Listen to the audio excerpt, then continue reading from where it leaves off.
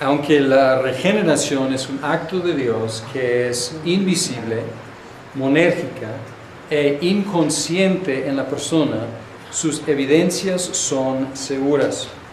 Por lo menos en el caso de los que son capaces de responder al Evangelio, la evidencia primordial es la conversión, la cual se define en la teología, por lo menos presbiteriana, como la combinación de la fe y el arrepentimiento. Dios regenera y nosotros creemos y nos arrepentimos. Podemos creer y arrepentirnos solamente si Dios nos regenera, pero al mismo tiempo la responsabilidad de creer y arrepentirnos es nuestra. Somos dependientes de Él para poder hacerlo, pero esto no deja al hombre con excusa. Más bien tenemos la responsabilidad, la obligación de creer y arrepentirnos. La fe, vamos a hablar de estos dos elementos. Primero la fe. Y primero quiero distinguir, no es distinción mía, pero, diferencia que yo he hecho, pero la fe en sentido objetivo y la fe en sentido subjetivo. La fe en sentido objetivo es el cuerpo de doctrina. Cuando hablamos de la fe cristiana, estamos hablando de un cuerpo de doctrina, de afirmaciones que se identifican como la creencia, la religión cristiana. Y cuando hablamos de la regla de fe en la historia de la iglesia, es una descripción de lo que es el cuerpo de doctrina. Podemos ver algunos ejemplos, no es muy común en el Nuevo Testamento, pero hay algunos ejemplos. Por ejemplo, Judas: queridos hermanos, he deseado intensamente escribirles acerca de la salvación que tenemos en común, y ahora siento la necesidad de hacerlo para rogarles que sigan luchando vigorosamente por la fe encomendada una vez por todas a los santos. Entonces la fe es un paquete, un cuerpo de doctrinas que fue entregada a los santos y debemos seguir luchando por esa fe. Subjetivamente la fe es el acto de creer, y hay muchísimos ejemplos de esto en la Biblia. Romanos 3:22 habla de que somos justificados, dice aquí, esta justicia de Dios llega mediante la fe en Jesucristo. No está hablando de un cuerpo de doctrina, está hablando del acto de creer en Jesucristo. A todos los que creen, entonces es un poco redundante aquí, mediante la fe en Jesucristo, a todos los que creen. Ahí se define lo que es ese acto de creer. Definiciones de la fe. Pues hay muchas definiciones de la fe, es un concepto amplio. Voy a leer algunas definiciones. Hebreos 11:1 dice: ahora bien, la fe es la garantía de lo que se espera, la certeza de lo que no se ve. Y podemos decir que es una definición de la fe, no es la única. Esta definición es el inicio de todo un capítulo hablando de los que vivieron por fe en promesas cuyas realizaciones no aparecían en el horizonte todavía. Entonces es una definición excelente de la fe, bíblica, divina de la fe, pero no es la única. Y podemos ver en Santiago un énfasis, podemos ver en Pablo otro énfasis. No es que haya diferentes fees, pero la fe es rica y hay diferentes facetas. Tomás Aquino, él dijo: ahora bien, el acto de la fe, como ya hemos dicho, es creer, y es, por lo mismo, acto de entendimiento determinado al asentimiento del objeto por el imperio de la voluntad. ¿Qué está diciendo? Es entender algo y dar asentimiento, decir sí. Es decir, sí, yo estoy de acuerdo, yo afirmo que es cierto. Y es por un acto de voluntad, dice Tomás Aquino. Lutero, La fe es una confianza viva y atrevida en la gracia de Dios, una certeza del favor de Dios que arriesgaría la muerte 1000 veces confiando en ese favor. Entonces Lutero, un poco dramático, hablando de arriesgar la vida 1000 veces, confiados en el favor de Dios, certeza del favor de Dios. Calvino, por tanto, podemos obtener una definición perfecta de la fe si decimos que es un conocimiento firme y cierto de la voluntad de Dios respecto a nosotros, fundado sobre la verdad de la promesa hecha en Jesucristo, revelada a nuestro entendimiento y sellada en nuestro corazón por el Espíritu Santo. Pues aquí un conocimiento firme y cierto de la voluntad de Dios, sobre todo la promesa hecha en Jesucristo. Y el Catecismo de Heidelberg tiene una definición más o menos famosa de la fe. Pregunta número 21, dice, ¿qué es la verdadera fe?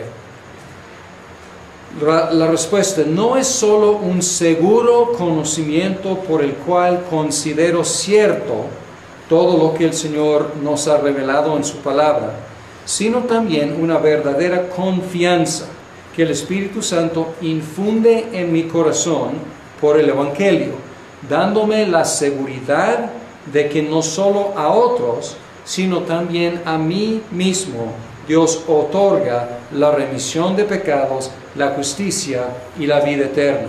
Y eso de pura gracia y solamente por los méritos de Jesucristo. Entonces aquí enfatiza confianza, seguridad, y aquí seguridad de que mis pecados están perdonados y tengo la vida eterna. Catecismo Menor, pregunta 86. ¿Qué es la fe en Jesucristo?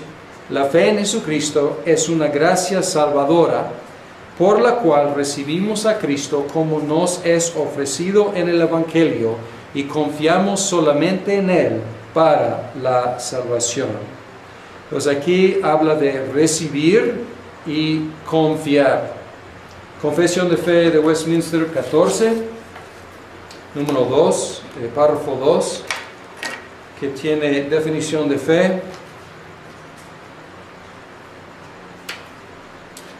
que dice, por esta fe, y la fe aquí tiene dos objetos, pueden observar. Por esta fe, un cristiano cree que es verdadera cualquier cosa revelada en la palabra, porque la autoridad de Dios mismo habla en ella. Y esta fe actúa de manera diferente sobre aquello que contiene cada pasaje en particular, produciendo obediencia hacia los mandamientos, temblor hacia las amenazas o ante las amenazas y abrazando las promesas de Dios para esta vida y para la que ha de venir.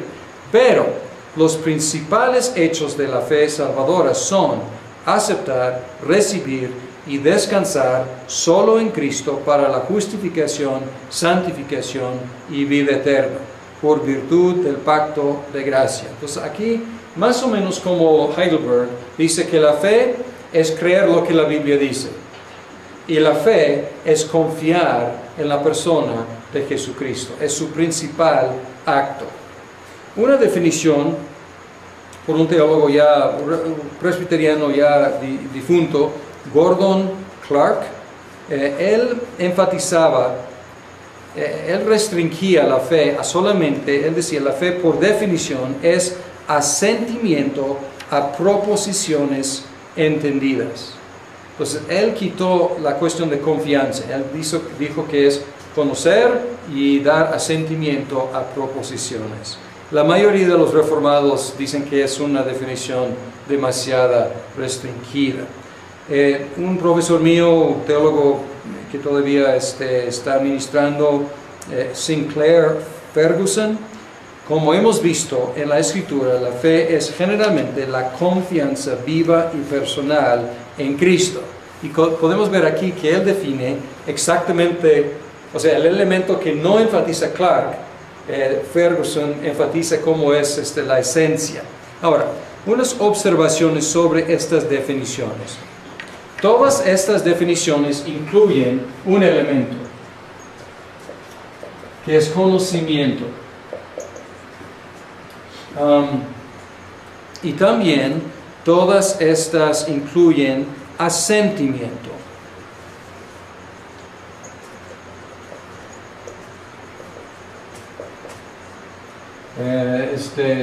Notitia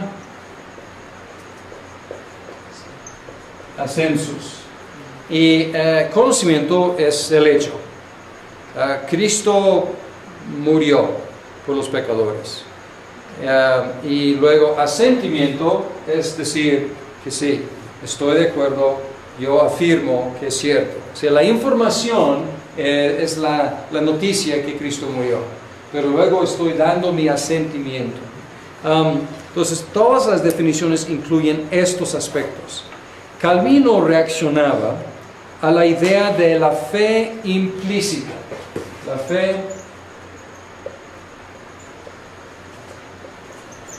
implícita, que era un concepto medieval de los católicos escolásticos, y la idea era que la fe implícita es, como la iglesia es infalible, la iglesia determina la doctrina correcta, yo doy asentimiento a lo que la iglesia enseña, sin tener que saber qué enseña. Entonces, esta era la idea de la fe implícita. Pueden ver inmediatamente que es una reducción de la fe a un solo elemento, es asentimiento, ascensus. Pero aquí, obviamente, con esta definición, puede fácilmente, y sí en la realidad ha sido, un buen pretexto por la ignorancia. Porque si simplemente tengo que decir, estoy de acuerdo con lo que la iglesia enseña. ¿Qué enseña? ¿Quién sabe? No tengo idea. O yo conozco el credo y hasta ahí. Pues buen inicio, perfecto. Pero, y dar asentimiento al credo, excelente. Pero pueden ver que puede ser un buen pretexto para la pereza y la ignorancia. Calvino reaccionaba a esta idea, aunque él admitía que hay un cierto en el cual la fe es implícita. Porque nosotros, como reformados, afirmamos, creemos en todo lo que la Biblia dice. Ahora, ¿alguien aquí tiene en su mente todo lo que la Biblia dice? No. Hay huecos, hay lagunas en nuestro conocimiento de la Biblia. Entonces, en este sentido, podemos afirmar implícitamente un asentimiento a algo que todavía no conocemos. Sin embargo, Calvino aclara y él dice, realmente esto no es fe implícita, más bien es una preparación para la fe. Porque para Calvino y los reformados no puedes creer algo que no sabes. Entonces, él afirmaba que, en un sentido, nuestra fe es implícita en el sentido de una disposición de creer todo lo que la Biblia dice. Pero es un llamamiento ¿para qué? Para conocer todo lo que la Biblia dice, para poder dar un asentimiento real a lo que la Biblia afirma. Muchas de las definiciones enfatizan la certeza, y sobre todo el Catecismo de Heidelberg enfatiza muy fuerte la cuestión de certeza. Algunas de las definiciones incluyen el elemento, y aquí Westminster sobre todo, el elemento de confianza. Fiducia.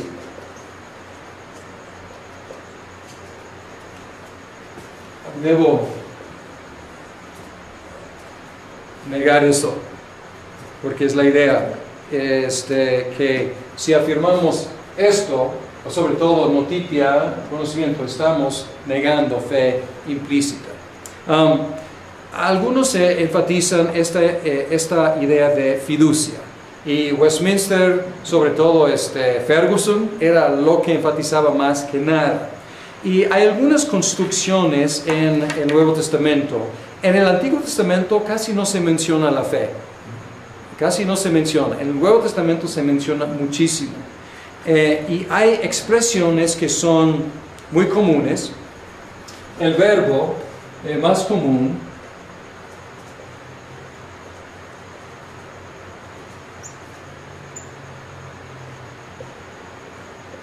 es en su forma infinitiva, creer. Y luego hay 3 preposiciones que se utilizan. Entonces es creer en, es creer eis, es creer epi. Y cada una de estas construcciones, las 3 son comunes, y luego cuando lleguemos a griego van a poder estudiar más a fondo esto. Pero esto es creer, y esto es como en, como parece, y es la expresión que utilizamos en español, más que nada, creer en Cristo. Esta preposición existe en inglés, un paralelo, pero no existe tan claramente en español. En inglés sería into. Ahora, en español, en cubre tanto in en inglés y también into. Pero en inglés, in, y como en griego, in o en es como estático. Y into o is es como direccional. Entonces es creer into Cristo. Entonces no sé si esté explicando, ¿no? Pero aquí la idea es que crees para entrar en Cristo. Y aquí esto podría traducirse con sobre. Creer sobre Cristo. Pero no diríamos creer sobre Cristo, diríamos que confiar, descansar sobre Cristo.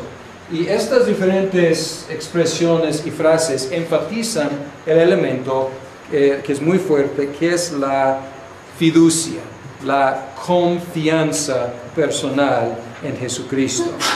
Murray, a quien hemos mencionado mucho, dice: así como ascensus es cognición convertida en convicción, también fiducia es convicción convertida en confianza. Entonces él trata de ligar conocimiento convertido en convicción es asentimiento. Asentimiento convertido en confianza es fiducia.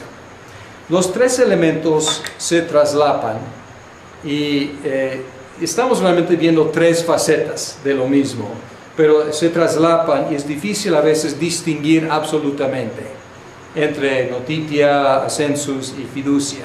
Sin embargo, ayudan estas diferentes palabras para describir la riqueza de lo que es la fe cristiana, en sentido de la fe en Cristo, el creer en Cristo. Ahora, una pregunta, ya mencioné en la conferencia anterior esta tensión en la teología reformada. Cristo murió para salvar a los elegidos. Salimos y predicamos el Evangelio a todos. ¿Qué justificación estamos dando de nuestra invitación a creer? Porque no sabemos quiénes son los elegidos. ¿Cómo podemos justificar una invitación que es indiscriminada? Si la Biblia no nos dice que Cristo ha muerto por cada ser humano, ¿cómo podemos justificar el invitar a cada ser humano a creer en Él? Y ¿cuál es la respuesta? Y aquí es un punto controvertido en la fe reformada, aunque pues yo creo que a veces se ha complicado demasiado aquí. Primera respuesta es: el mandato de Dios de ofrecerles el Evangelio a todos es suficiente justificación para hacerlo. Entonces, en un sentido, podríamos acabar la discusión así. ¿Por qué debemos predicar a todos? Porque Dios nos dijo que debemos predicar a todos. Entonces, no es tan complicado. Pero si queremos hablar de la base o la justificación de la invitación, podemos afirmar también que la suficiencia del Salvador, de la obra del Salvador, es suficiente razón para creer. Aunque nadie puede estar seguro de antemano que la muerte de Cristo es eficaz para él o para ella, todos pueden estar seguros de que si creen en Cristo, su muerte será eficaz para ellos. No sé si me explique bien aquí, pero al salir y predicar no estamos diciendo que precisamente que Cristo ha muerto precisamente para quitar tus pecados. Estamos proclamando que Cristo ha muerto y lo que hizo es suficiente para quitar los pecados de todos los que confíen en Él. Por lo tanto, confía en Él para que tus pecados sean perdonados. Pero de antemano nadie puede decir, yo soy elegido, no soy elegido, la muerte de Cristo es eficaz para mí, no es eficaz para mí. Es información que no tenemos. La información que tenemos es suficiente para todos. Por lo tanto, todos tienen la invitación de creer en Él, sabiendo que si creen en Él, pueden ser y serán salvos. Otro punto, un poco controvertido, no es de tanta controversia quizás, pero es de interés pastoral, la cuestión de la fe y la seguridad. Y es un punto que tocamos en nuestro curso sobre credos y confesiones. Porque si la fe es la seguridad, o si puedo decir, si un elemento de la fe es la seguridad de mi salvación, ¿qué pasa en mis momentos de duda y de angustia? ¿Ya no tengo fe? Porque ya no tengo seguridad. Entonces, en un sentido, me gusta el énfasis en que hay una seguridad implícita o hasta explícita en la fe. Sin embargo, pastoralmente tenemos que tener mucho cuidado. No queremos decir a la gente, si no tienen seguridad de su salvación, no son salvos. Eso es peligroso y es antibíblico. ¿Por qué? Porque Primera de Juan es una carta dirigida para dar seguridad de la salvación a los creyentes. Y si todos los creyentes automáticamente tuvieran seguridad de su salvación, ¿qué necesidad habría de la primera carta de Juan? O sea, no habría necesidad. Entonces, ahí obviamente está diciendo que algunos no disfrutan en su experiencia, la experiencia de la seguridad de la salvación. Para mí, Westminster es una maravilla sobre este punto. Y es una maravilla de equilibrio. Capítulo 18, párrafo 3. Dice, la pregunta es si seguridad infalible corresponde a la esencia de la fe. Y aquí dice, esta seguridad infalible no corresponde completamente a la esencia de la fe, sino que un verdadero creyente puede esperar mucho tiempo y luchar con muchas dificultades antes de ser participante de tal seguridad. Sin embargo, siendo capacitado el creyente por el Espíritu Santo para conocer las cosas que le son dadas gratuitamente por Dios, puede alcanzarlas sin una revelación extraordinaria por medio del uso correcto de los medios ordinarios. Por eso, es el deber de cada uno ser diligente para asegurar su llamamiento y elección. para que su corazón se ensanche en la paz y en el gozo del Espíritu Santo, en amor y gratitud a Dios, y en la fuerza y alegría de los deberes de la obediencia, que son los frutos propios de esta seguridad. Así que lejos está esta enseñanza de inducir a los hombres a la negligencia.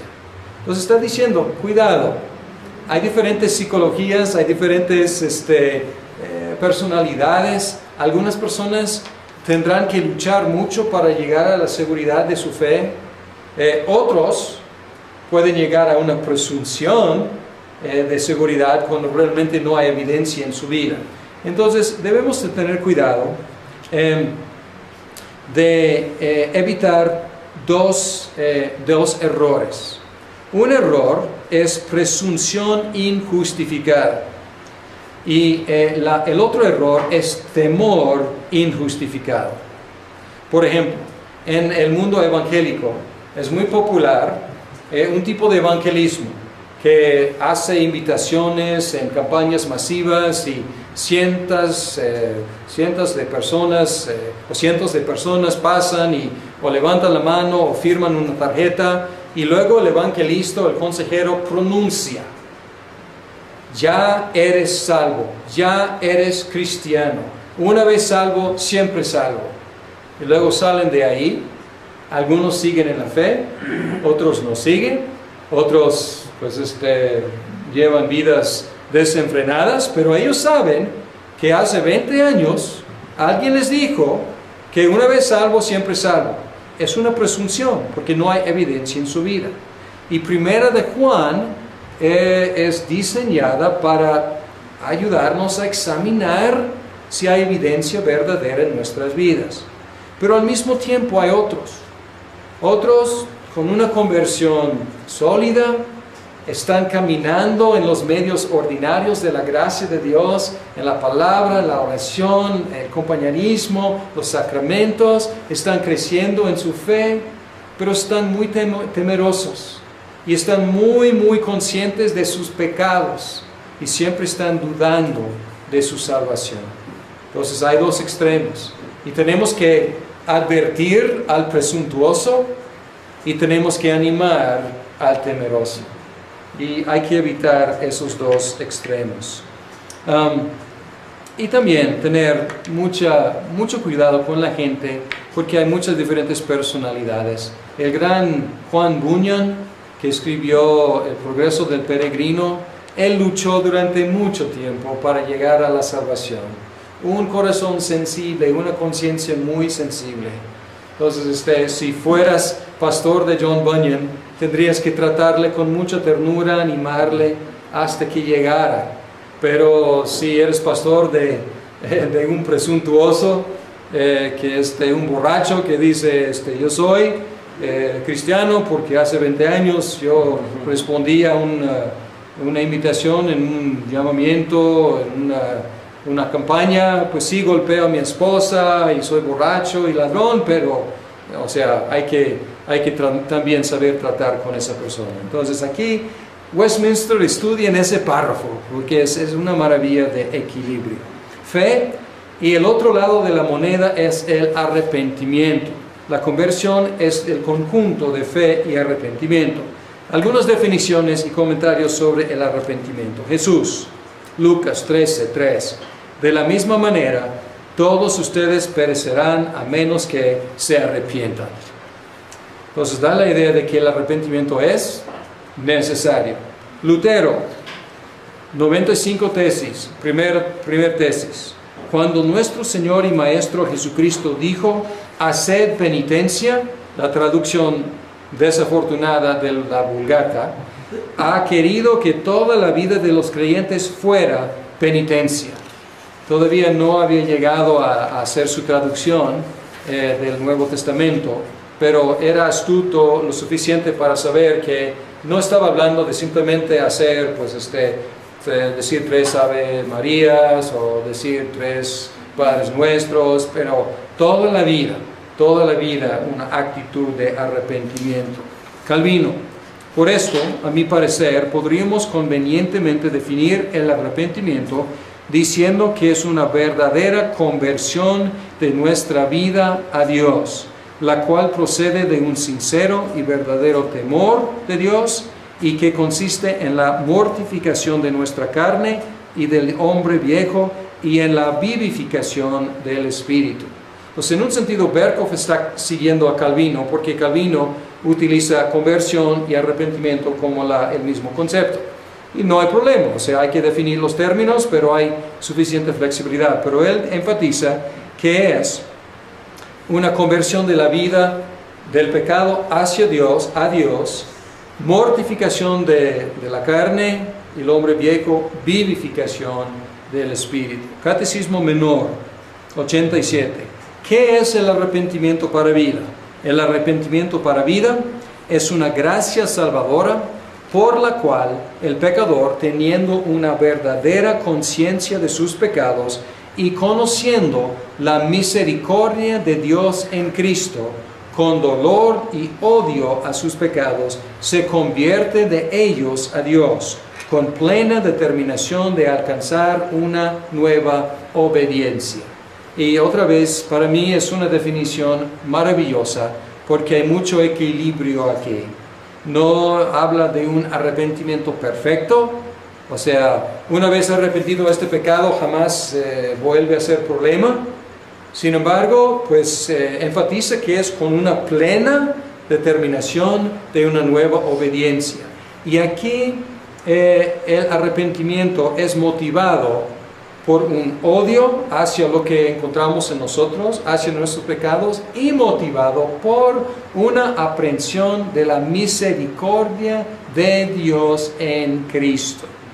Confesión de Fe de Westminster 15, párrafo 1.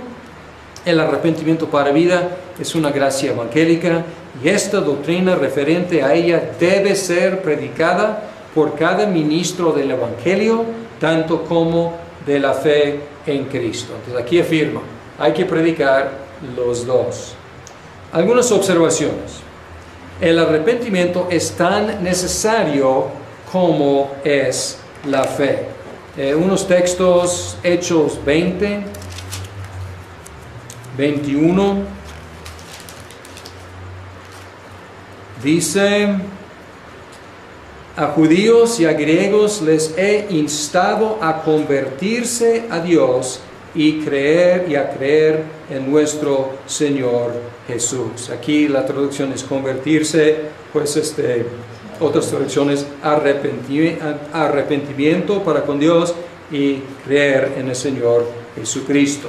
Hebreos 6:1 también.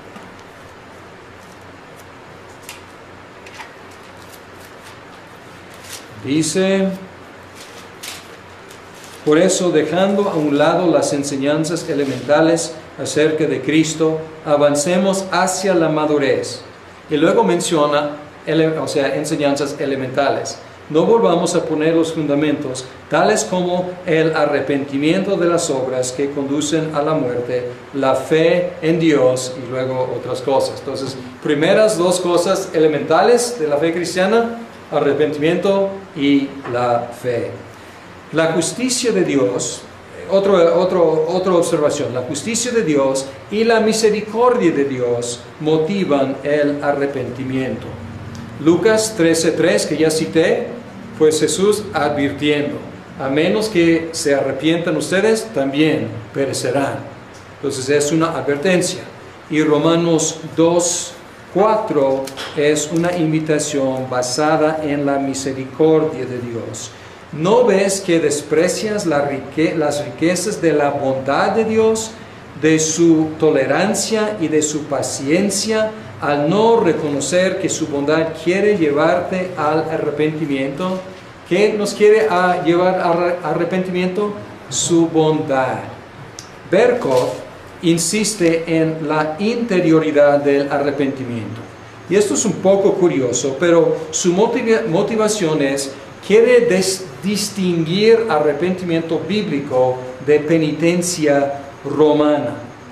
Sin embargo, al enfatizar la interioridad del arrepentimiento, que sí es un cambio de actitud adentro, no debemos dejar de vista que el arrepentimiento se ve exteriormente en los frutos de arrepentimiento. Pues es lo que dice en Mateo 3:18, y aquí podemos detectar lo interior y lo exterior en un sentido. Dice, produzcan frutos que demuestren arrepentimiento. Entonces bien puedes decir, yo estoy arrepentido. Pues excelente, felicidades, demuéstramelo. O sea, tiene que haber algo exterior. Bien, algunos cambios incluidos en el arrepentimiento. Si es una conversión, es un cambio. En el Nuevo Testamento, la palabra principal traducida como arrepentimiento es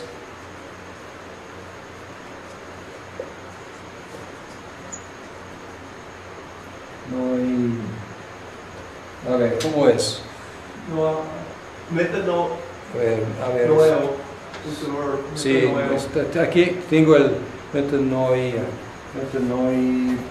Metanoia. Es el sustantivo. Meta es cambiar. Y noia es mente. Entonces, es cambiar de parecer, cambiar de mente. John Murray, otra vez, escribió que es un cambio de mente, cambio de opinión, de perspectiva, con respecto a Dios, con respecto a nosotros, con respecto al pecado y con respecto a la justicia. Con respecto a Dios, pues de verlo como ogro, verlo como juez, a verlo como padre.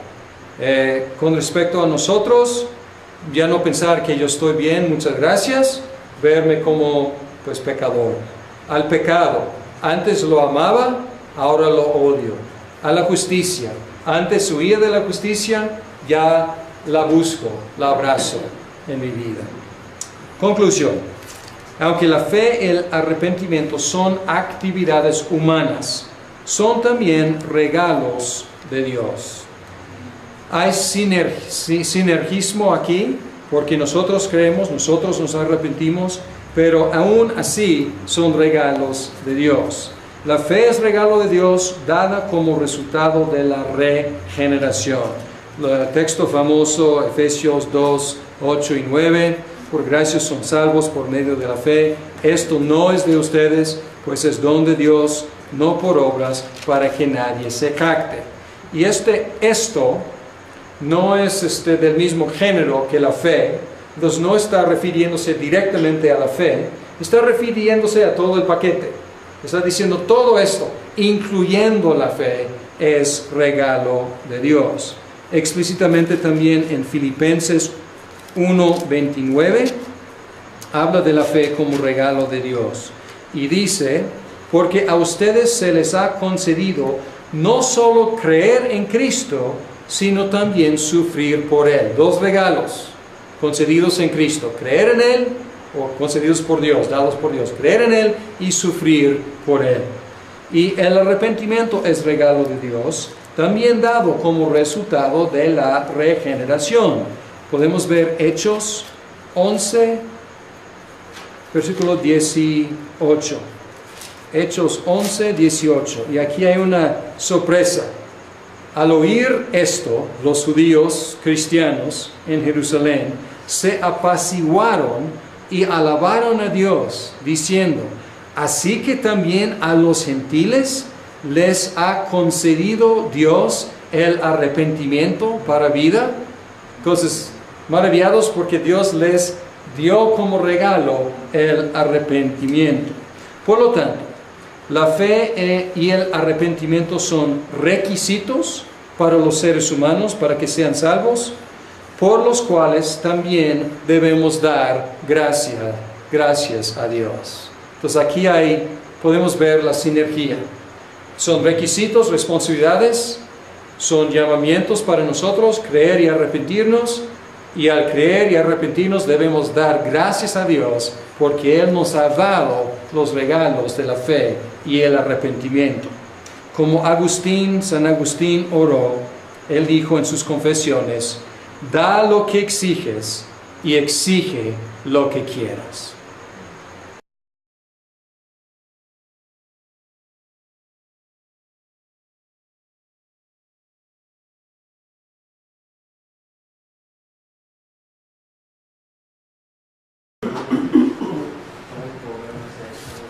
Aunque la regeneración es un acto de Dios que es invisible, monérgica e inconsciente en la persona, sus evidencias son seguras.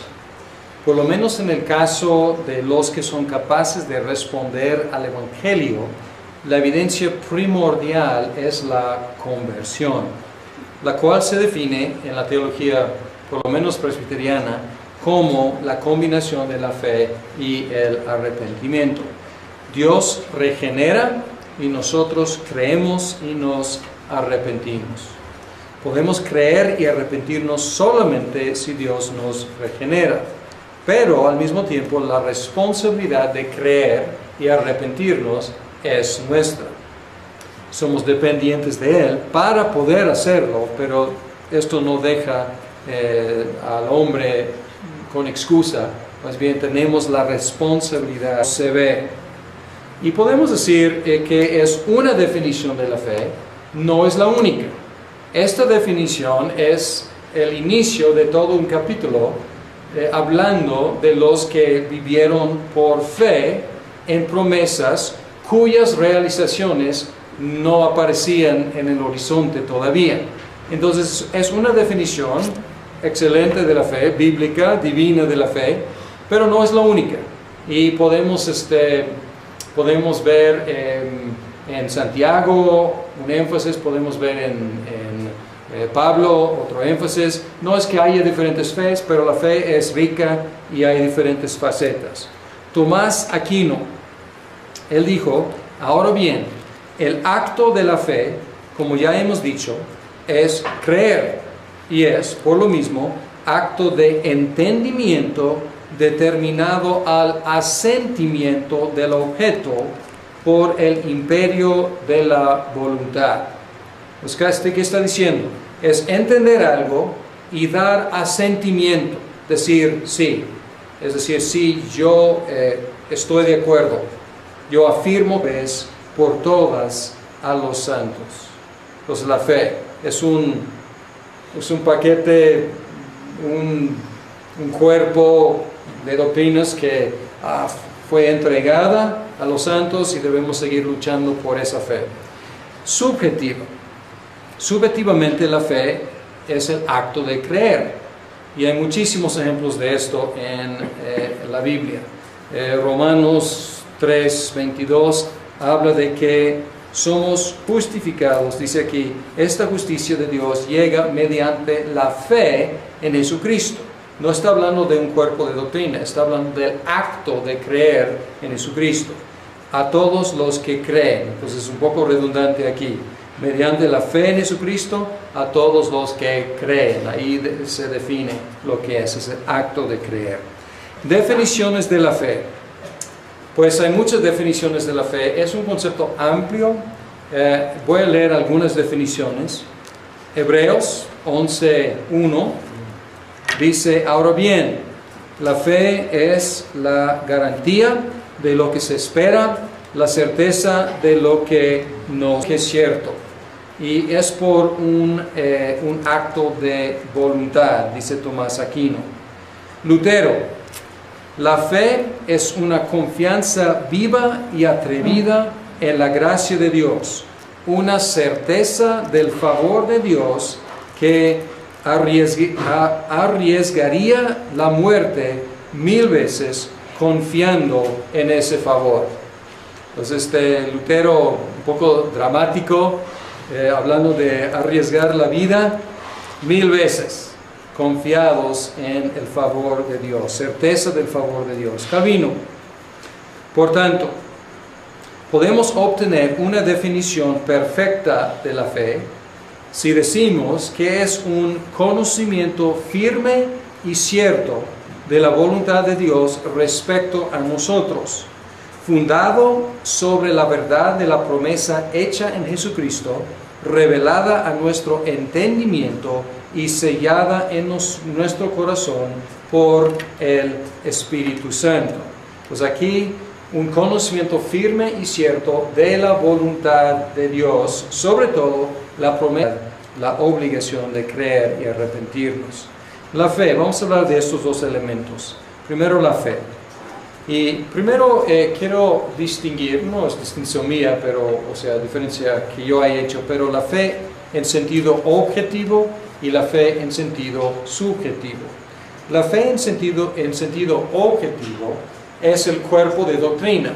Cuando hablamos de la fe cristiana, estamos hablando de un cuerpo de doctrina, de afirmaciones que se identifican como la creencia, la religión cristiana. Y cuando hablamos de la regla de fe en la historia de la iglesia, es una descripción de lo que es el cuerpo de doctrina.